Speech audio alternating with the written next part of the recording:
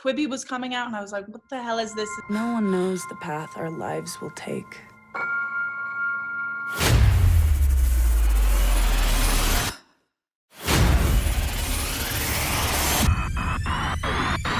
You have this incredible Quibi show coming up. When did this project land with you? It came to me right after Dark Phoenix had just come out. I had just gotten married. So as soon as the wedding was over, I was like, thank God I can take a breath. Now I want to go back to work. So it's got set up so quickly. In like a few weeks, I was in Latvia and we were shooting. The set is crazy. And I didn't know if that was all CG or you're at literally the top of a Siberian mountain. Well, I mean, like some of it's CG, but we did shoot in the Dolomites in the Italian Alps. Yeah.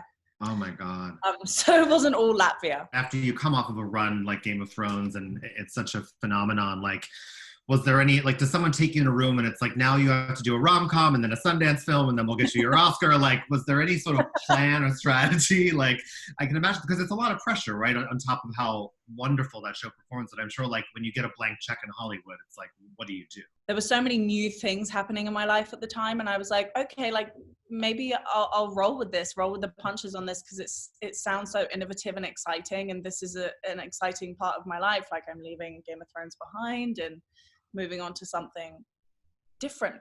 I love anything episodic because it just means you get so much time to work with a character, except for this is in 10-minute quick bites. So it's kind of a movie, kind of an episodic thing.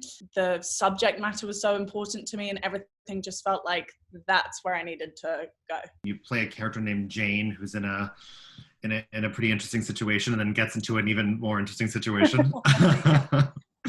My character Jane, so she is at this place called Lifehouse at the beginning of the show, which is basically a mental health treatment facility. Mm-hmm. And she is very much set on like duping her way out of this facility, and basically she's going to go and kill herself, and she's incredibly depressed. She has severe PTSD and she doesn't feel like there's any hope. Jane gets on a plane to go back home and the plane crashes, and then she basically ends up fighting for a life that she didn't want to live in the first place. And she meets this wonderful character, Paul, played by Corey Hawkins, and it's about their attempt at surviving this mountainous journey that they find themselves on. You have to jump! Jane! You have to jump! Jane! Jump! Jump to the tree! Jane is someone with clinical suicidal ideology, as it's called, where this is her only path, but then that world sort of opens up. How did you sort of get into that as an actor? I felt like it was very honest and not gratuitous in any way. So I tried to come at it from as truthful a point of view as I could from just my past experiences, without going into too much detail. Like, I've definitely been where Jane has been, and so it wasn't the biggest stretch for me, I suppose. But yeah, I mean, of course, talking to people who have these kind of mental illnesses, and each person in Lifehouse has kind of something different, something very specific to them, their very specific mental illness. And so each one of us came to it with a good amount of prep. Hollywood tends to really sort of lean into cliche when we tell these kinds of stories. Like, it's either your Girl Interrupted or your Reese Witherspoon in Sweet Home Alabama. Jane is she has resolve, but she seems really level-headed in many ways, which I think is a lot more of an accurate portrayal of a functioning person with depression and PTSD. I think that the people who, and it's different for everyone who deals with it, but in my experience, the people who I've met who have struggled so much have been the greatest actors that I've ever met in my life. And so I always felt like it was never obvious to me. I'm gonna miss you. Now you can come and visit me. I've always been good at lying. the content is available to view horizontally or vertically on your phone or tablet. Yeah. And was there any sort of like just new frontier for you in terms of how that was made? We were constantly shooting at exactly the same time, like making sure the camera angles were perfect so you didn't see each camera, but you got the whole scene in its full on each person's face.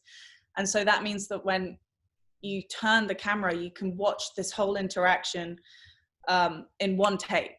We were always playing off each other in the one take, and it was never like broken up or okay, we'll do the first part of this scene and then we'll shoot another part from this angle and shoot another part from this angle. It was always like keeping in mind that the way that Quibi is formatted, you would be able to see the whole scene through and through in any way you desire with you know, the camera focused on whichever character you desire. So that was really cool. This might be a little inside baseball, but the idea, just sort of how the company is structured is that, like, you know, all the filmmakers retain rights to the project. So in 5, 6, 7 years, there's a possibility that this could have an entirely other life packaged as one sort of cohesive narrative, which is so wild and awesome to think about. And do you think it can work both ways?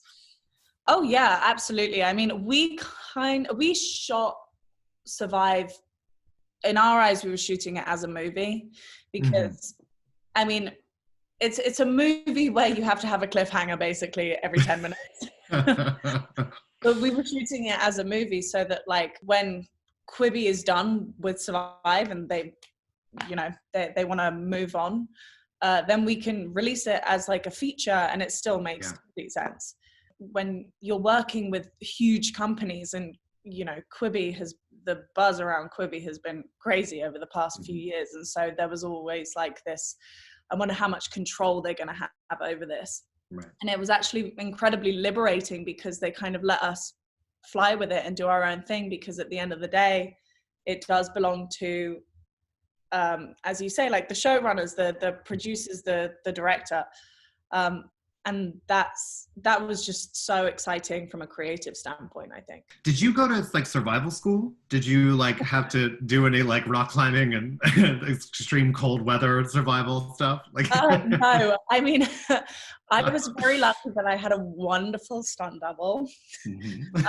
Did all of the rock climbing for me. I have to say, I did a lot of the walking. Amazing. So brave. Yeah, so brave. So much walking on that movie. We were very lucky that, you know, after every take there was like a little ski chalet thing that you could go back to where they have like a bar and stuff, so we would just have mulled wine. It didn't really feel like we were surviving, you know. I know that it was sort of ambiguous with Dark Phoenix, but do you see yourself sort of moving back into the X-Men universe at all anytime soon?